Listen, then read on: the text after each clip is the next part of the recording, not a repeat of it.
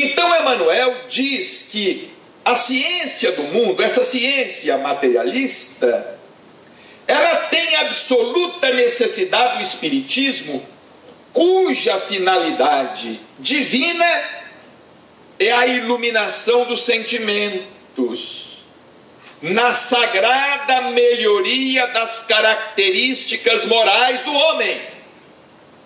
Vejamos, Allan Kardec não afirma, ou Emmanuel, como também Kardec não afirma, mas no texto que estamos examinando, Emmanuel não afirma que a finalidade do espiritismo seja a de sempre se antecipar à ciência.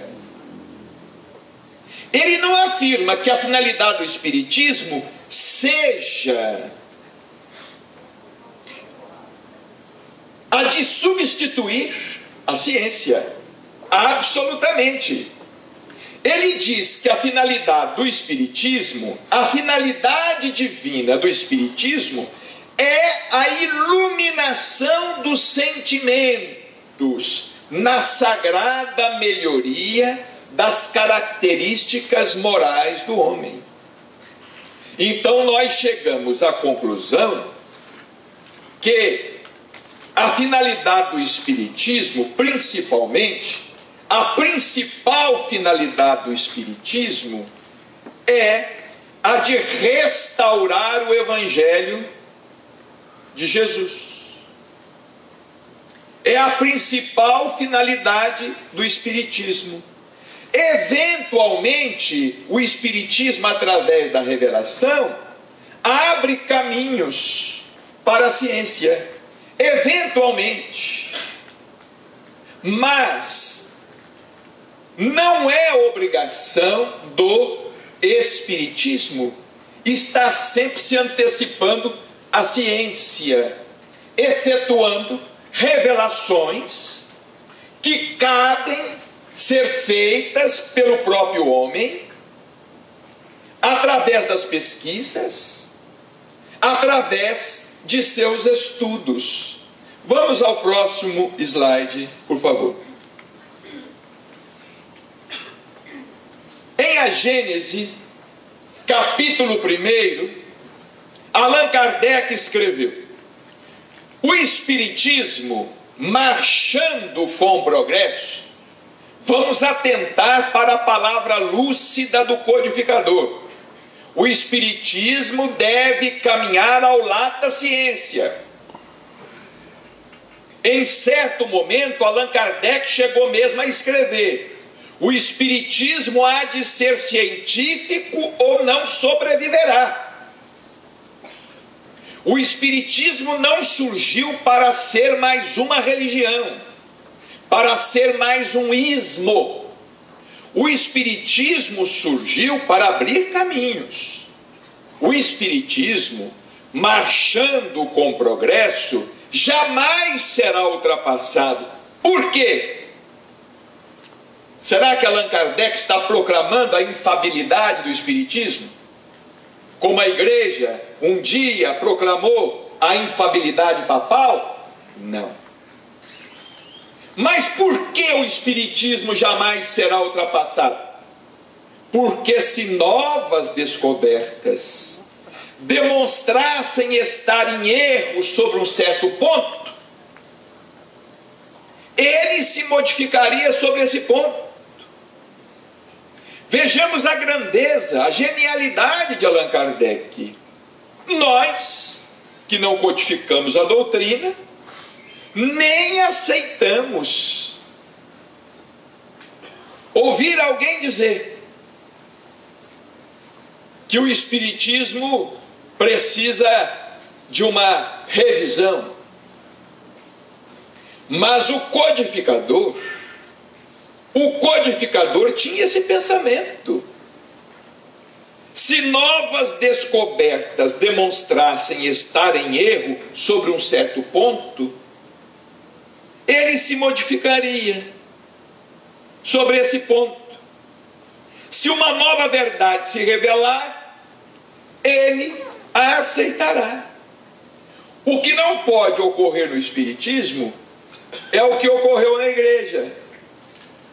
Quando Copérnico e Galileu descobriram que não era o Sol que girava em torno da Terra, mas sim a Terra que girava em torno do Sol,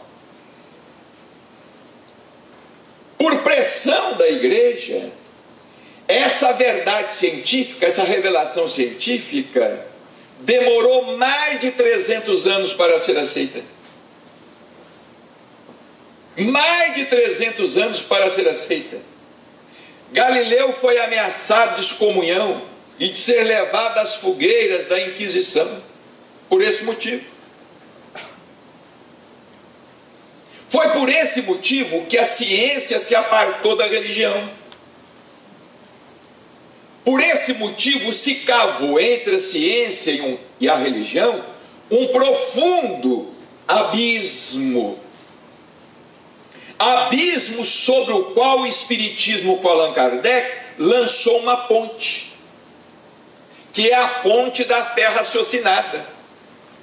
Pela primeira vez se ouviu falar no mundo em fé raciocinada, em fé que é fruto da razão, da lógica, do bom senso.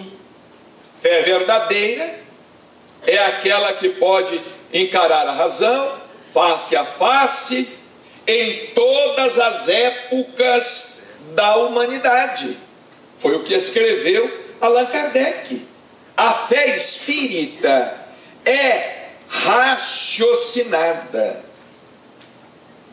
Tudo devemos submeter ao crivo da lógica, ao crivo da razão. Por favor, o próximo slide. No livro Nos Domínios da Mediunidade, vejamos o que escreveu Emmanuel no prefácio. O livro pertence a André Luiz, mas Emmanuel escreveu de maneira extraordinária. Químicos e físicos, geômetras e matemáticos, erguidos à condição de investigadores da verdade, são hoje, sem o desejarem, sacerdotes do Espírito.